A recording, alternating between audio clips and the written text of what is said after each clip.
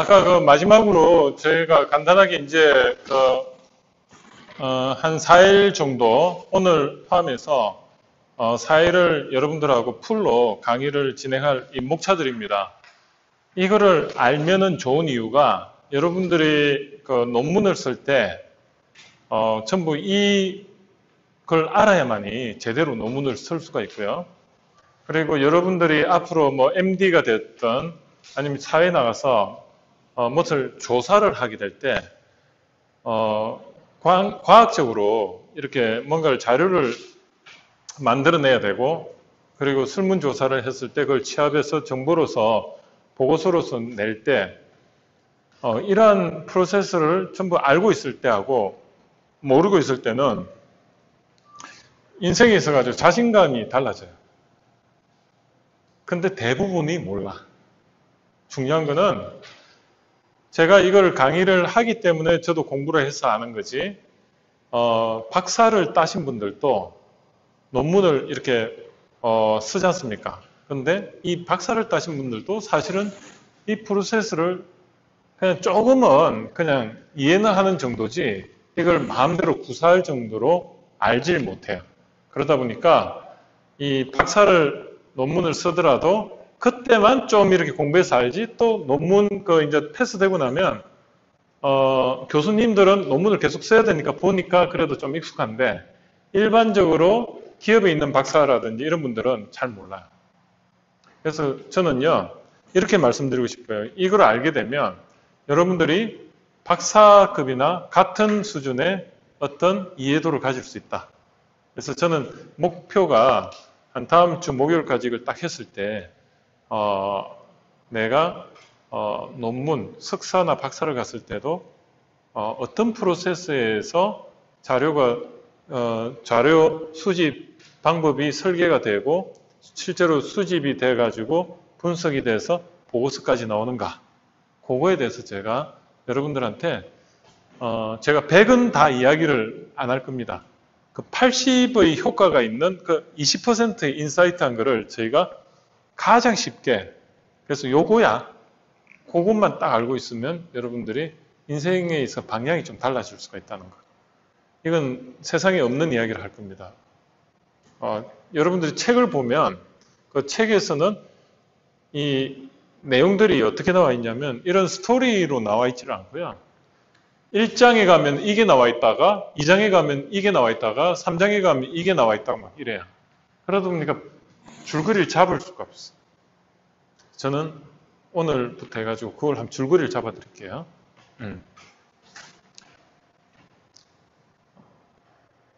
이 시장조사 방법에는 이 시장조사 방법이라는 것은 한마디로 수단이에요. 수단. 그 자료를 조사하기 위해서는 어떤 수단이 있는데 그 수단이 크게 몇 가지가 있어요. 그 첫 번째가 여러분들 한번 생각해 보세요. 만약에 내가 여기 이제 성함이 어떻게 되죠? 최정영. 최정영. 네. 그 최정영 학생이 지금 생각을 내가 알고 싶어. 그러면은 어떻게 하는 방법이 있을까요? 일단은 내가 만약 최정영 학생을 만약에 물어보지 않고 만약에 관찰을 통해서 평소에 생활 패턴을 알고 싶다. 그러면은 이렇게 계속 옆에서 스토커처럼 보면서 뭔가 체크리스트가 있을 거예요. 그 행동 체크리스트를 이렇게 그 내가 알고자 하는 그 어떤 항목에 대해서 몇 시에 뭘 하고 이렇게 체크를 착착 할 거예요. 그죠? 거기 횟수로 체크를 할 수도 있고 어떤 특정 동작을 보면서 관찰하면서 하는 방법이 있어. 그거는 이런 거예요. 여러분들이 무슨 신제품을 개발해가지고 내놓을 때 옷을 생각하면 돼요. 옷을 생각하면 이 옷을 최정영 학생과 같은 나이대의 학생들이 이 옷에 대해서 어떻게 생각할 건가를 알고 싶어. 그러면은 인터넷이나 페이스북에다가 이렇게 해요. 어느 몇 월 며칠 날 나이는 20대 초반에 여성분이니까 여성분 옷 여성 기준으로 서울 지역 아니면은 전국 어디라도 이런 식으로 서울 지역의 아니면 여기 대구 경북 지역에 있는 사람들 대상으로 선착순으로 10명을 모집합니다. 근데 이분들은 오전 10시부터 오후 한 6시까지 하루 일당으로 해서 거기 참여하면은 한 10만 원을 드립니다. 그리고 상품권을 하나 5만 원짜리 드립니다. 저희 제품은 무슨 브랜드의 무슨 회사의 제품을 한번 평가하기 위해서입니다. 이렇게 해. 그럼 이제 최정용 학생이 그걸 보고 지원을 해. 그럼 그날 최정용 학생과 비슷한 나이대 그런 사람을 10명을 이렇게 모아놔요. 그래서 동그랗게 앉혀놔. 그리고 설문지를 미리 준비한 거를 다 줘요. 주고 그걸 읽어보면서 거기 체크를 하게끔 만들어요. 그죠? 그래, 거기에 대해서 본인들의 생각을 10명이서 서로가 그냥 저를 보고 하는 게 아니고 서로가 제품에 대해서 의견을 주고받게끔 토론을 하게끔 어떤 질문을 구성을 해가 이렇게 토론을 해요. 자유롭게. 이 옷이 뭐 장점이, 첫 번째 질문이 이게 장점은 뭐고 단점은 무엇입니까? 이 제품이 여러분한테 어떤 느낌을 줍니까? 각자 돌아가면서 이야기하세요. 뭐 이런 식으로 설문지를 쭉 주면 이제 돌아가면서 이야기를 해요. 그러면 저는 이제 거기 주최 측에서 사람으로서 가만히 보고 있다가 그걸 녹취를 하고 그걸 체크를 해요. 그 사람들이 말하는 거에서. 그걸 하는 목적이 뭐냐면 이 상품 출시자 입장에서는 고객의 마음에 우리가 생각했던 것과 또 다른 어떤 생각이 있는가를 알아보기 위해서 체크하고 싶은 거야. 혹시나 내가 생각했던 것과 또 다른 어떤 게 있는가 경우의 수를 막 찾아내는 거야. 그걸 뭐냐고 하냐면 FGI라고 해요. 포커스 그룹 인터뷰라고 해요. 혹시 들어봤어요? FGI? 그래서 한 10명을 모아놓고 관찰을 하는 거예요. 그 관찰법이 대표적인 거예요. 그리고 두 번째가 뭐냐면 책에 다 있을 거예요. 두 번째가 뭐냐면 FGI 그 다음에 두 번째가 뭐냐면 10명을 모을 수가 없어. 그럼 그보다 작은 한 세, 4명을 이렇게 앉혀놓고 그 사람들한테 그렇게 똑같이 해요. 한 3, 4명 토론을 시켜놓고 옆에서 보면서 관찰해요. 그게 MGI라고 해요. 미니 그룹 인터뷰라고 해요. 근데 여러분 한번 잘 생각해 보세요. FGI나 MGI를 여러분들 신입사원 인터뷰할 때 한 서너 명이서 모여놓고 어떤 주제를 두고 이야기해 보세요. 토론을 시키잖아. 그것도 MGI. 그죠? 그리고 사람을 이렇게 평가하는 거예요. 그런데 그렇게 안 하고 그냥 1대1로 어떤 설문지를 가지고 물어보고 거기에 대해서 어떻게 생각하십니까? 하면 말하는 거 있죠. 그걸 뭐냐면 in-depth 인터뷰라고 해요. in-depth. 심층 면접법. FGI나 MGI나 in-depth 인터뷰나 사람 수만 다르지 똑같아요. 그거를 관찰법이라고 해요. 그 다음에 또 뭐가 있을까요? 이제 이게 뭐냐면 정확하게 말하면 아까 in-depth 인터뷰 있죠. 그거는 면접에 가깝죠. 그죠? 그걸 면접이라고 하고 나머지 아까 4명 이상 그렇게 하는 거를 관찰법이라고 해요. 그 다음에 또 무슨 방법이 있냐면 여러분들이 이제 어떤 자료를 조사하는 데 있어 가지고 그런 면접을 하기 전에 먼저 선행해 가지고 시중에 연구 논문이나 아니면은 어떤 신문 자료 이런 걸 먼저 자료 조사를 하면 어때요? 정보가 풍부해지겠죠. 그게 최우선이에요. 인터뷰 전에 그걸 뭐냐고 하면 일반적으로 자료 조사라고 해요. 문헌 자료 조사. 그래서 우리가 어떤 시장 조사를 할 때 처음에 그런 자료를 먼저 이렇게 모으는 작업을 하는 거를 2차 자료라고 해요. 그래서 2차 자료를 먼저 모으고 나서 거기서 우리가 이제 보완할 거를 1차 자료로서 모으는데 그 방법 중에 하나가 아까 관찰법.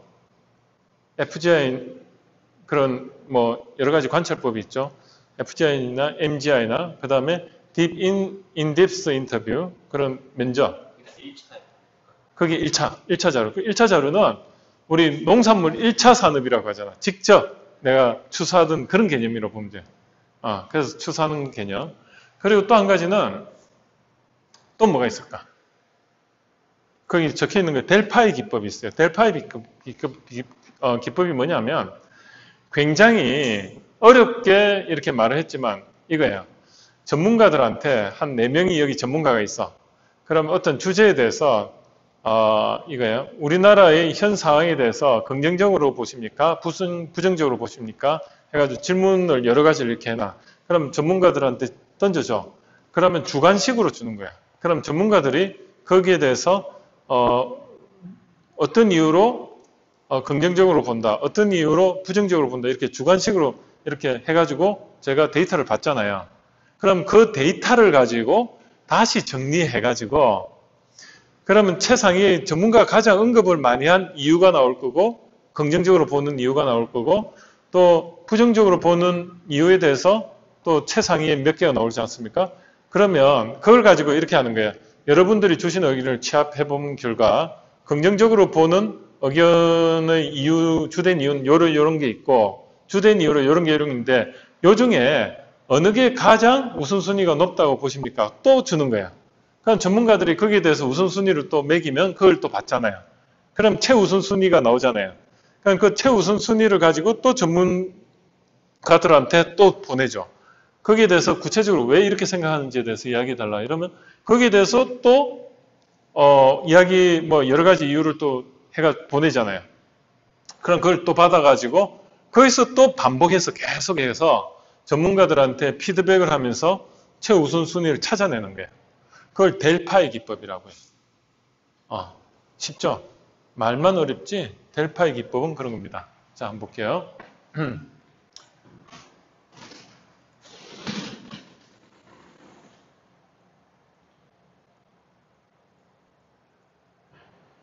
자, 여러분들한테 예를 들어가지고 그렇게 몇 가지를 이야기를 했는데 그게 시장 조사 방법이에요.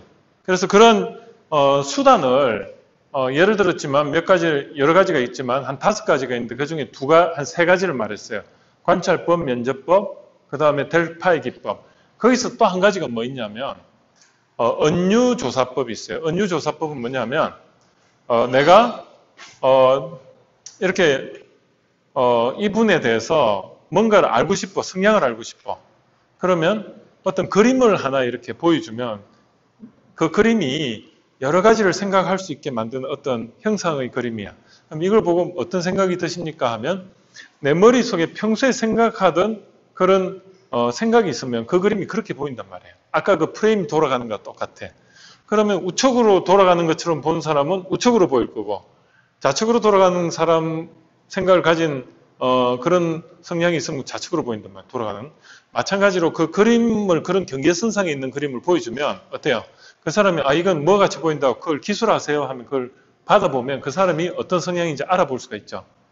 예를 들어가지고 아니면 단어를 주고 단어를 몇 개를 주고 이거를 한번 스토리텔링을 해보십시오 하면 평소에 생각하던 걸 가지고 생각을 적게 된다. 그럼 그 사람의 마음 상태를 알 수가 있는 거예요. 그걸 언유법이라고 해요. 메타포. 그래서 그러한 4가지의 그 정성적인 방법이 있고 정량적인 방법이 설베이예요. 설베이. 그거는 뭐냐면 앞에 4가지는 뭐죠? 한 10명에서 3명, 뭐 4명, 1명 직접 이렇게 그림을 보여주고 하는 이런 건 전부 얼굴을 맞대고 해야 되잖아요. 그러다 보니까 정성적인 거는 조사 범위가 한정적이에요. 그리고 비용이 많이 들고 그리고 불특정 다수를 대상으로 못하다 보니까 범용적이지 못하다. 그런데 설베이법이라는 거는 어때요? 우리가 메일로 그냥 다 뿌려버리는 거야. 아시는 분들한테 아니면 특정 메일 뭐 보내는 기계를 이용해서 그냥 다 뿌려버려. 그리고 나서 체크를 좀 해달라. 그게 설베이법이에요. 근데 그거를 요즘 인터넷으로 메일을 통해서 많이 하지만 예전에는 어떻게 했죠? 전화기 들고 여기 갤럽입니다. 뭐 좀 설문조사 좀 하겠습니다. 그렇게 설문조사하는 것도 설베이고 또 어떻게 해요? 우편으로 DM 발송해가지고 거기다 뭐 이걸 보내주시면은 우리가 상품권을 드리겠습니다. 그래서 체크하는 방법도 있고. 그렇죠. 그런 게 전부 다 설베이 조사예요. 그 핵심은 뭐냐면 불특정 다수에게 적은 비용으로 할 수 있다. 그런데 단점이 뭐냐면 대답이 부실해. 대답이 부실하고 그리고 그 물어본 거 외에는 알 수가 없어요. 아까 그 정성적인 거는 같이 이렇게 면담을 하니까 내가 직접 물어볼 수가 있는데 반해서 깊이 있는 조사가 가능한데 비해서 정량적 조사는 그 사람이 부실하게 그냥 5분만 계속 이렇게 보낸 사람도 있을 거란 말입니다. 그런 식으로 부실하게 할 수가 있다. 그래서 정량 조사는 어떻게 보면 조금 데이터 정확도가 낮다. 그런데 장점은 뭐냐면 대부분의 사람을 상대로 하기 때문에 범용적이고 데이터의 어떤 결과값에 대해서 신뢰도가 높을 수가 있어요. 타당성이 높을 수가 있어요. 신뢰도가 아니고 타당도. 자, 그런 식으로 시장 조사 방법에 대해서 수단을 먼저 한번 생각해 봤어. 그리고 왜 이제 우리가 이 시장 마케팅 조사 기획이라는 게 뭐냐면 여러분들이 그런 설문조사를 할 때, 거기에 대해서 원인과 결과를 알아내야 되는 경우가 있어요.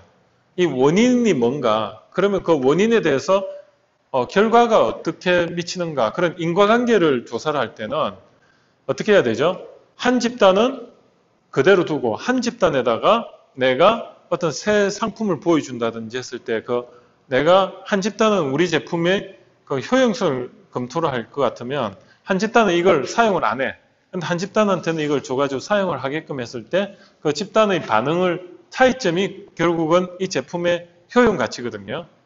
그러려면 비교 집단과 어떻습니까? 이걸 실험 집단과 비교 집단, 통제 집단이라고 하는데 컨트롤 그룹이라고 하고 여기는 실험 집단이라고 하는데 익스페리얼 그룹 그런데 그러면 이 두 집단 간에 간섭이 없어야 돼요. 무슨 말이냐면 이 집단하고 이 집단이 동일하다는 가정하에서 내가 이렇게 줘야 되는데 근데 이 집단이 매번 이렇게 사용하다 보면 나중에 어떤 경우가 있냐면 내가 시험을 당하고 있구나 이런 생각이 들면 어때요? 조심해가지고 이렇게 답을 하게끔 돼 있을 수가 있어요. 그러면 이걸 주실험 효과라고 하는데 나중에 이제 그 답을 뻔히 아는 거야.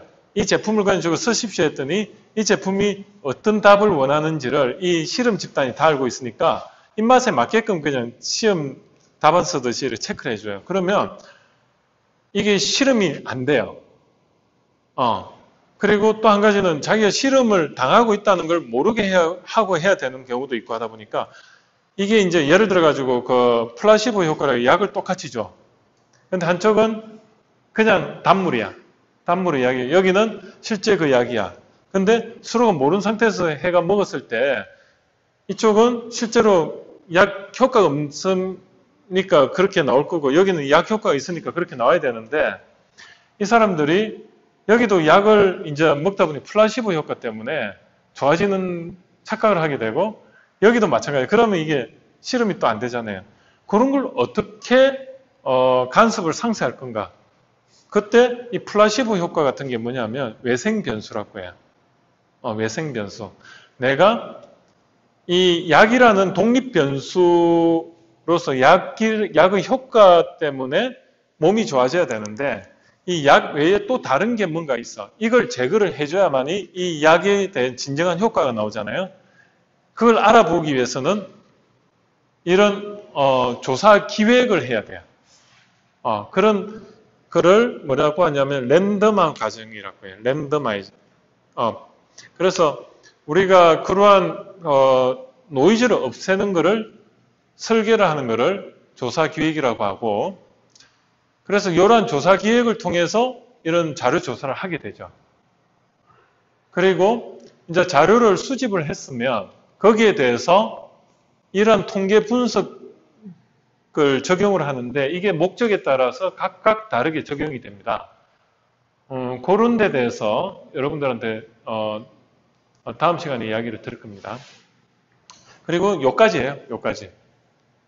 그 다음에 이제 여러분들한테 엑셀하고 SPSS에 대해서 실제적으로 적용할 수 있는 그런 생각을 제가 심어 드릴 거고, 그 다음에 보고서 작성. 이렇게 돼 있어요. 그래서 오늘은 요 1번하고 2번을까지 나갈 거고요. 그리고 우리가 월요일 날은 요걸 할 겁니다. 월요일 날은 3번 통계 기법의 이해에 대해서 제가 좀 쉽게 이야기를 드릴 거고, 그리고 3일 수요일 날은 SPSS하고 엑셀을 이용해서 한 8시간 동안 여러분들 실습을 할 거고, 그리고 마지막 날은 보고서 작성법 이렇게 될 거예요. 그래서 이걸 알게 되면 여러분들이 조금은 논문 작성이라든지 아니면 이제 대기업이나 중소기업 갔을 때 보고서 작성할 때 조금은 샤프하게 뭔가를 일을 진행할 수 있을 겁니다. 여러분들이 이러한 어떤 제품 아이템을 만들었을 때 실제로 시중에 그 고객들이 어떤 생각을 가지고 있는지 좀 궁금하잖아요. 그걸 알아내는 하나의 툴이라고 생각하시면 돼요. 그래서 여러분들이 시장 조사 방법에 대해서 필요한 이유를 말씀을 드렸어요.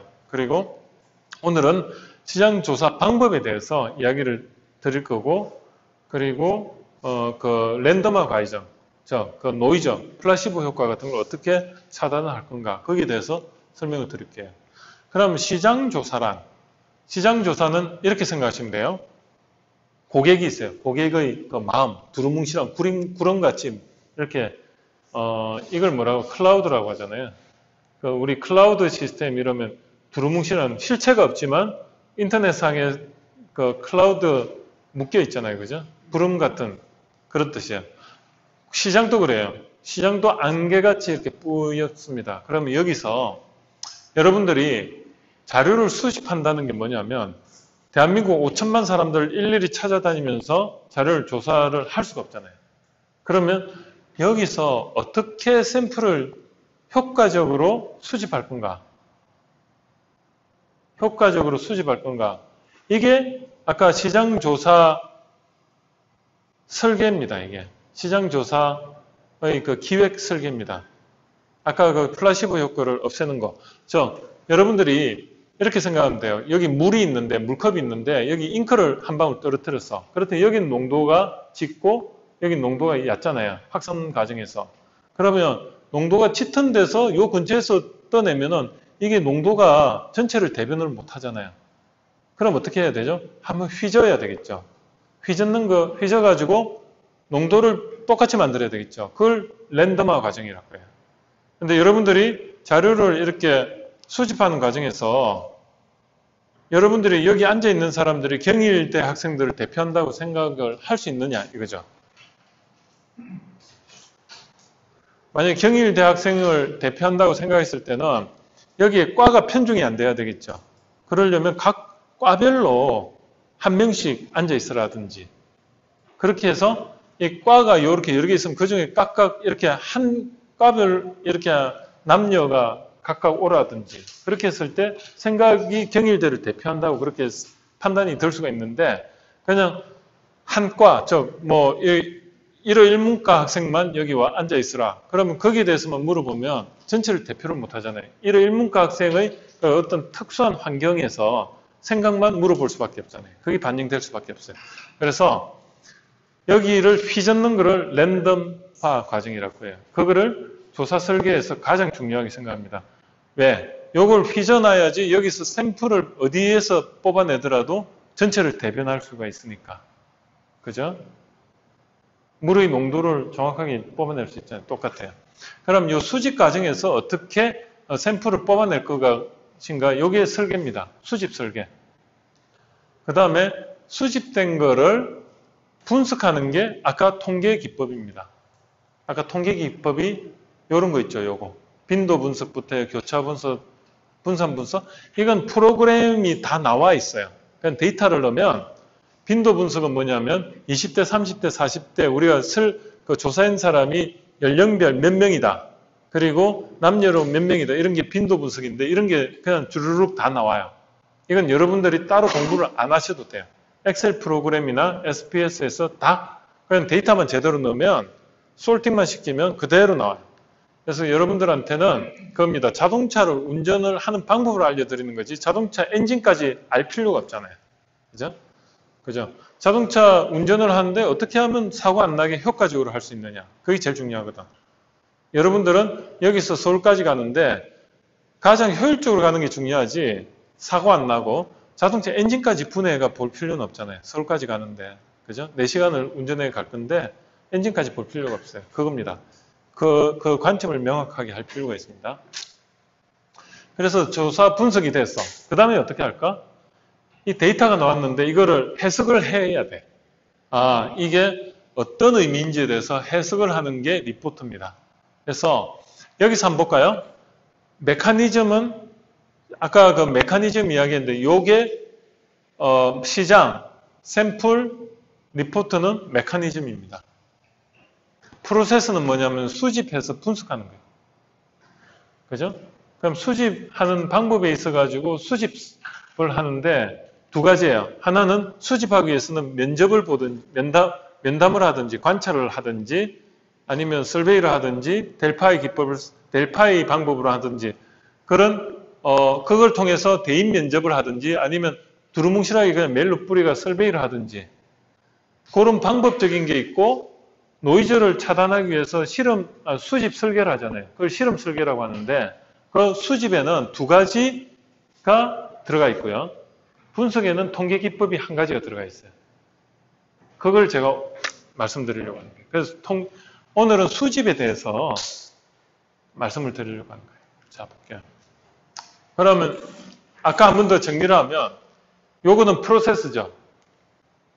요구하고 수집하고 분석에 대한 프로세스를 이야기를 해보면 데이터 수집에는 이제 고객의 속성이라든지 거래 속성 같은 게 소비자의 선호도 이런 게 이제 수집이 되고 그 다음에 자료를 정리 분석하는 게 이게 아까 통계적인 기법이 들어갔는데 거기에 아까 빈도 분석이라든지 회계 분석, 상관관계 분석, 요인 분석, 신뢰성 분석, 타당성 분석 이런 게 나오는데 거기에 대해서는 제가 자세하게 이야기할게요. 지금은 그냥 그러려니 생각하시면 돼요.